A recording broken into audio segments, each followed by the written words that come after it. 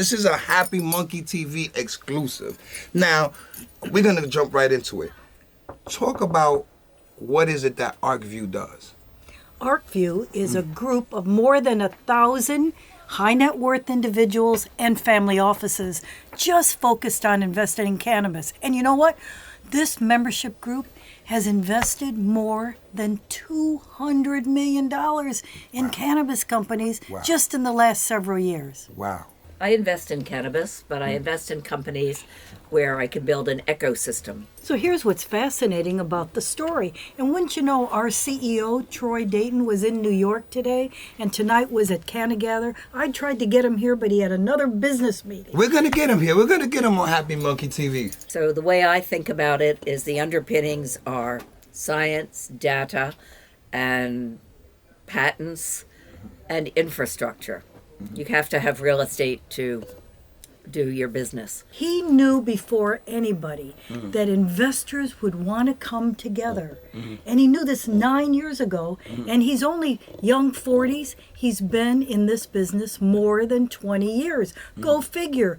You know, who's hanging around that long? He was smart enough to go to Steve D'Angelo, one of the greats, and he put together ArcView. What I've invested in are companies that like New Frontier spoke at Canna Gather today. Grosentia, which is makes a product called Mammoth P, which when we were farming cannabis, we were getting a 30% yield. So it's a product that makes it grow faster? Yeah. Okay. It's microbiological to your cultivation and helps your plants grow more quickly and more lushly. Okay. And it is a great opportunity to convene, to bring in people who are like-minded, who are fighting, you know, to unravel this crazy set of regs and rules. What has been the hardest obstacles? White men. They're so boring.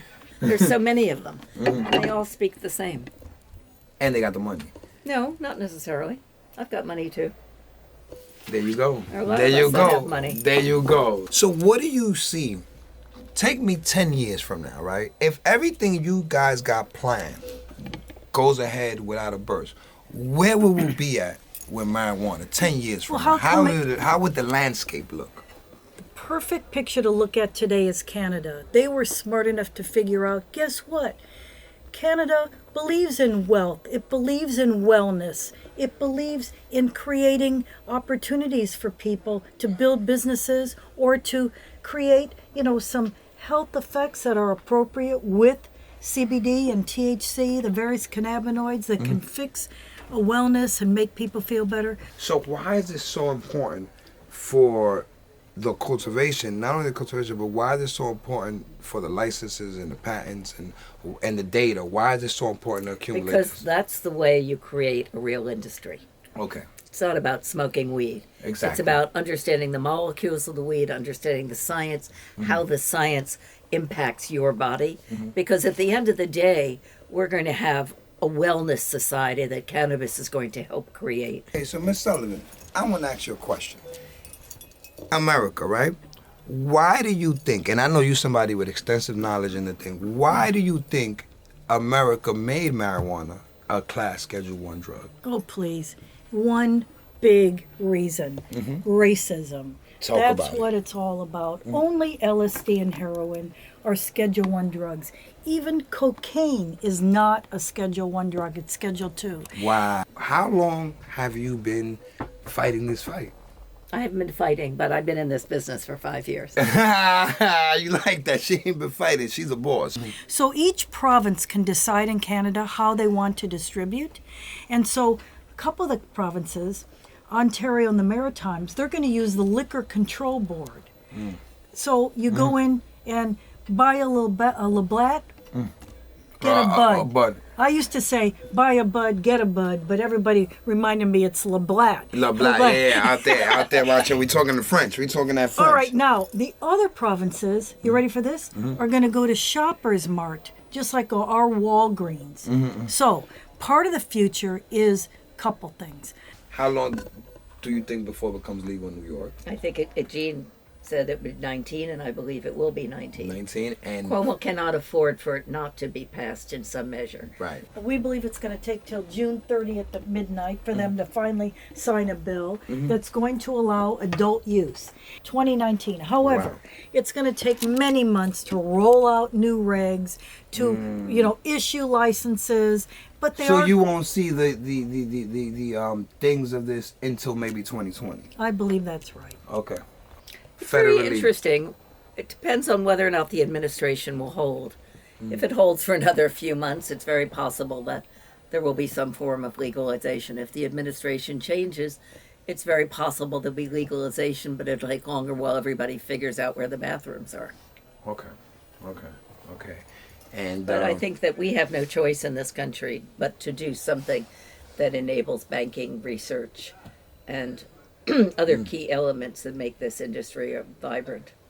See, it took some woman to shape up these men. It's their life. Yes, and so Cuomo now, who a year ago said that cannabis was a gateway drug, is saying, bring it on. They've held sway.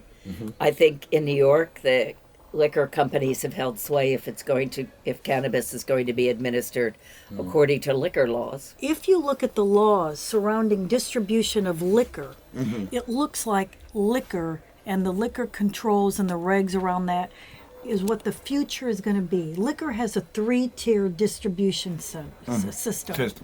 I believe that will prevail. This is part of the future on that distribution topology. Liquor laws are about 100 years old, and they don't understand how the general population works today. It's not like people go into a liquor store if they can order it. online and Yeah, stuff like that. whatever. Wow. Okay. So we're going to take a 100-year-old. When did Prohibition end? In 29? 29, yeah, I believe, 29, I believe was Okay, because so- right after the Great Depression. As you know, in New York, we have 10 licenses now. Each license holder can grow, extract, and you get 4 dispensaries. Why is this industry so bad if nobody ever died off weed? Like people die off of cigarettes by the but, hundreds of thousands. you People know- die off of liquor by the hundreds of thousands, and nobody's never died off of this. And Well, according to Adam Bierman of MedMen, the alcohol industry spends $88 million on lobbying.